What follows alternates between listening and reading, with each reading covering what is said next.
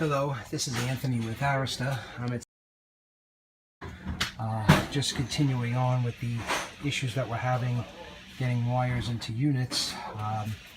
The picture that I'm showing you here, this section, the bottom section, was entirely covered with one piece of sheetrock with 0 access panel and 0 intention for access panel. This piece of plywood is what was under that, and that piece of plywood went between these two bars here. And if you look, our electrical section is up in here.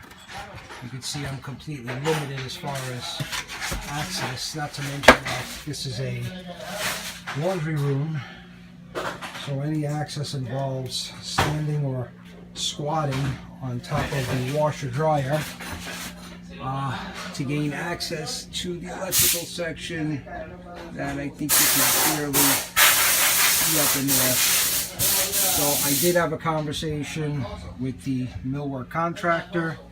He is going to work on getting us a small access located basically from the drain pan to the wall, but there are many others like this.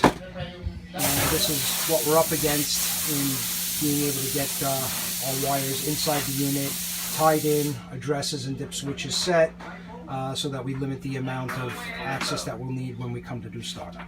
Okay.